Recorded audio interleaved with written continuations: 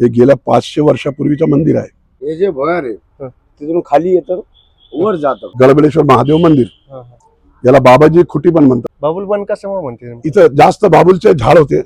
समाधी घेतलेले का त्यांनी महाराज? हा, समाध्या घेतलेली त्यांनी, तिन्ही महाराजांनी समाधी घेतलेली. एक सिंदखेड राजाला जातो, एक विहिरीत जातो, एक तर जय श्रीराम मित्रांनो, माझं नाव आदित्य उगले आणि स्वागत आहे तुमचं आजच्या आपल्या नवीन ब्लॉग मध्ये.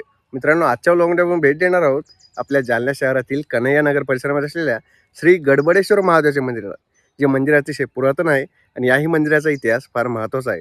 तर मग कशाच प्रकारचा उशीर न करता सुरू करू आजच्या आपल्या ब्लॉगला. तर चला मग भेटू आता थेट श्री गडबडेश्वर महादेव मंदिर कन्हैया नगर जालना या ठिकाणी. तर जय श्रीराम मित्रांनो, जसं की मागच्या ब्लॉगमध्ये आपण जालना शहरातील बडी सडक परिसरामध्ये असलेल्या श्री नरनारायण मंदिराची सविस्तर माहिती घेतली होती. तर आजच्या ब्लॉगमध्ये आपण याच मंदिरापासून साधारणतः 1 ते 1.5 किलोमीटरांच्या अंतरावरती असलेलं मंदिर म्हणजे श्री गडबडेश्वर महादेवाच्या मंदिराची माहिती घेणार आहोत, जे मंदिर जालना शहरातील कन्हैया नगर या ठिकाणी स्थित आहे. तर मित्रांनो, जसं की आता आपण श्री गडबडेश्वर महादेव मंदिर जालना या ठिकाणी पोहोचलेलो आहोत, तर आता आपल्याला या मंदिराची सविस्तर माहिती मंदिराचेच काही सेवेकरी मंडळी देतील.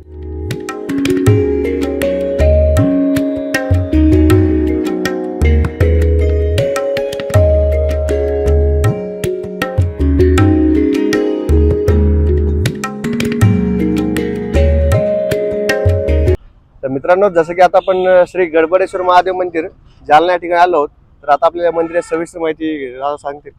मला पहिले तुमचा परिचय सांगा. मी पारसनंद यादव, मी पत्रकार आहे आणि या मंदिराचा सचिव आहे. हा मंदिरचा असा विशिष्ट आहे, हे गेल्या 500 वर्षापूर्वीचं मंदिर आहे. या मंदिरमध्ये पूर्वी सदानंद अहिर नावाचे महंत होते. त्यांच्यानंतर काशीनाथ बुवा आले. काशीनाथ बुवाच्या नंतर मांगीलाल महाराज आले. हा मंदिर सार्वजनिक मंदिर आहे, व्यक्तिगत मंदिर नाही. सर्व हिंदू धर्मामध्ये येणारे पंथ, सर्व पंथासाठी हे 24 तास आम्ही ओपन खुला ठेवतो. हे जुने मंदिरच्या लोकांवर इतका विश्वास आहे. महादेव मंदिरावर हनुमानांची मूर्ती आहे आणि या मंदिरामध्ये आम्ही नसलो तरी आमची मावशी रुक्मणबाई जाधव हे 24 तास इथे सेवा करतात, देखभाल करतात.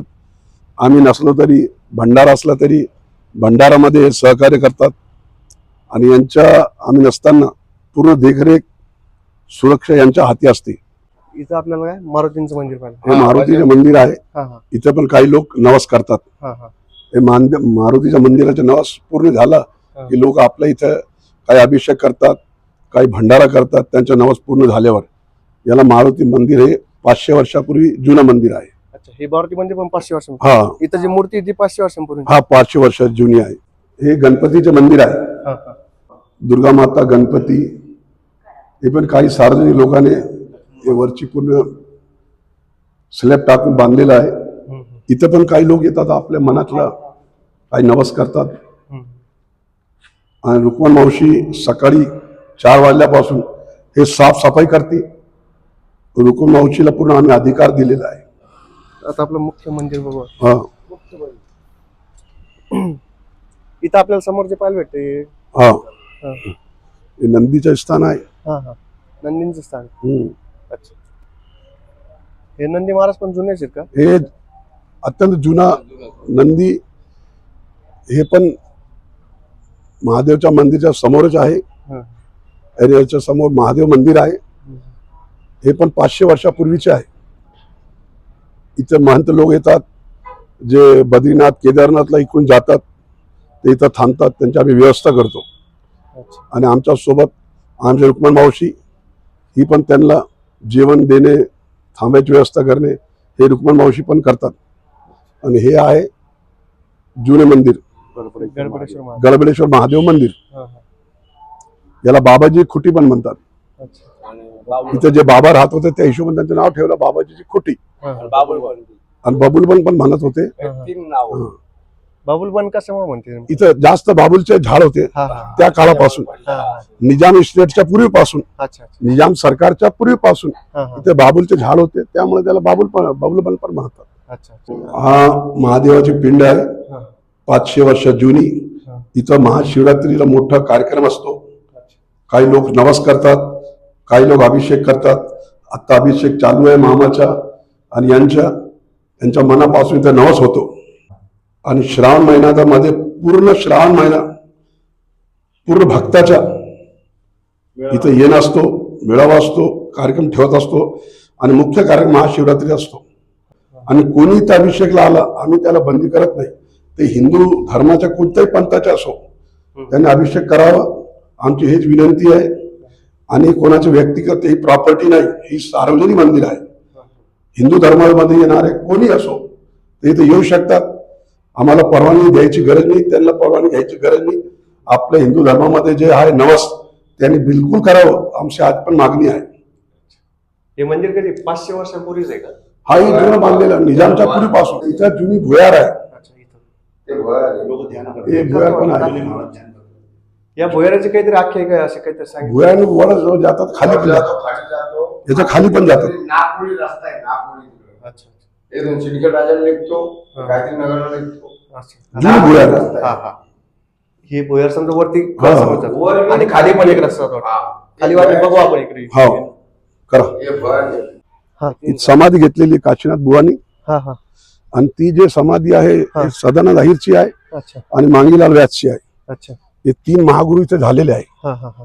समाधी घेतलेले आहेत का त्यांनी महाराज? हा समाध्या घेतलेली त्यांनी 3 महाराजांनी समाधी घेतलेली आहे. हा हा आणि आता काही भक्त लोकांनी हा हा. मिळून विपुल विपुल राय आणि विपुल विनोद राऊत हा.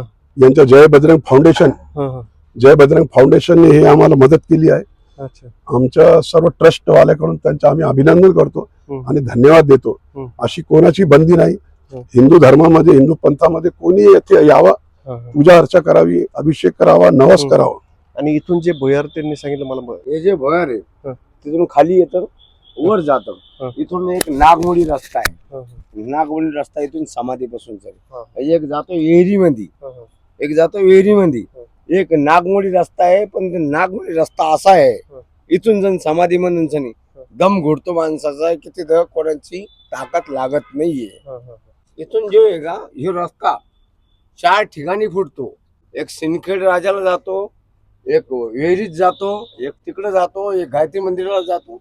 इथून आतमध्ये आमचे कन्यानगरचे भक्त मंडळ पण आहे. हा. कन्यानगरचे भक्त मंडळचा मुख्य हे आहे. अच्छा. हे पण भक्त मंडळ रात्री, अच्छा. संध्याकाळी हा. आणि विशेषतः संध्याकाळी दररोज इथं आरती होतात. हा हा. आणि हे भक्त मंडळ करतात. कन्यानगरचे आहे सर्व. अच्छा. आणि इथं नगरसेवक जे निवडून आले ते पण येऊन इथं भंडारा करतात, हा. नवस करतात, हा हा. संध्याकाळी आरती करतात. अच्छा. आणि आमच्या दररोज येणं जाणं चालूच आहे हम्म, हम्म. भक्ताची कृपाने. इथं हे विहीर वगैरे जुनीच आहे हा का? वीर जुनी वीर आहे. हा हा. हा इथं जुनी वीर आहे ना, हा हा.